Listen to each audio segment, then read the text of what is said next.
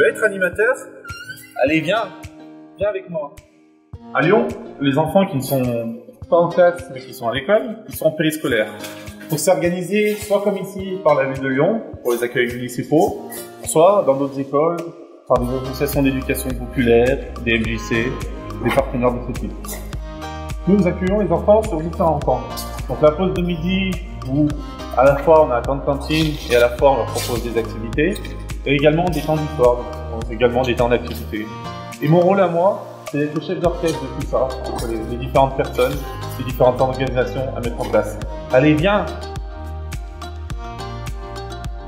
On travaille entre midi et 2 pour l'accueil de la cantine et ensuite on travaille le soir de 16h30 à 18h30 et les mercredis matins. On est un adulte référent pour les enfants. C'est un loisir mais aussi un apprentissage à être en groupe, en communauté, à développer des responsabilités.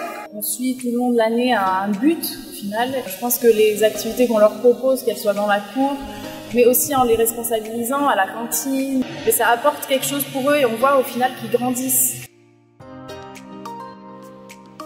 On devient animateur en faisant une formation BAFA, c'est assez facile. Je sais que si en tant qu'animateur dans une école de Lyon, on peut passer le BAFA et il est financé par la ville. J'ai passé mon BAFA et pourquoi pas faire le BAFD. Au niveau des études, c'est compatible de travailler et de faire ses études en même temps. Surtout que ça nous apporte une source de revenus en plus et ça, quand on est étudiant, on a quand même un peu besoin. Il y a un partenariat entre la ville de Lyon et l'ISPEF de Lyon 2 et il y a plusieurs aménagements qui sont possibles donc au niveau de l'emploi du temps. C'est-à-dire qu'on peut avoir des étudiants, des retraités, des personnes avec des diplômes, sans diplôme, des personnes qui changent complètement de voie. Et en même temps, chacun a quelque chose à apporter. On apprend à découvrir d'autres personnes. Dans l'établissement, il y a des ATSEM, il y a des ACF. Je découvre leur métier aussi.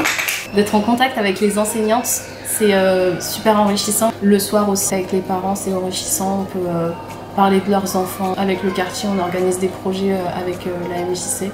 Ça fait 4 ans que je suis animatrice et franchement, il est super beau ce métier. Ce métier nous apporte beaucoup de choses. Déjà, il nous apprend à être autonome, à être responsable, à prendre des initiatives. Ça permet aussi de développer ses qualités de leader, aussi de savoir gérer un groupe d'enfants et de les encadrer tout en étant aussi dans un cadre qui n'est pas scolaire. En fait, c'est le travail en équipe, la confiance en soi. Là, actuellement, je suis en licence sciences d'éducation, mais c'est surtout un côté théorique. Là, ça m'apporte vraiment un côté pratique en voyant la réaction des enfants.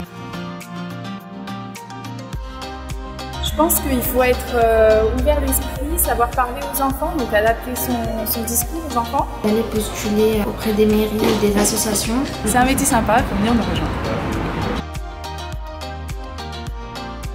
Alors en général, on devient DAL en commençant par l'animation d'abord. Donc en tant qu'animateur, soit en périscolaire, soit en colonie, puis petit à petit, on est dans ce métier, c'est quelque chose qui nous plaît, puis on souhaite évoluer vers de la direction. Pour être directeur dans le monde périscolaire, au sein des écoles, il faut passer des formations telles que des BPGEPS ou des DEGEPS ou des DUST animation. Ce qui m'a attiré, c'était la poursuite d'un cursus dans l'animation, d'avoir voulu évoluer personnellement et d'accompagner des animateurs à mon tour dans ces métiers-là.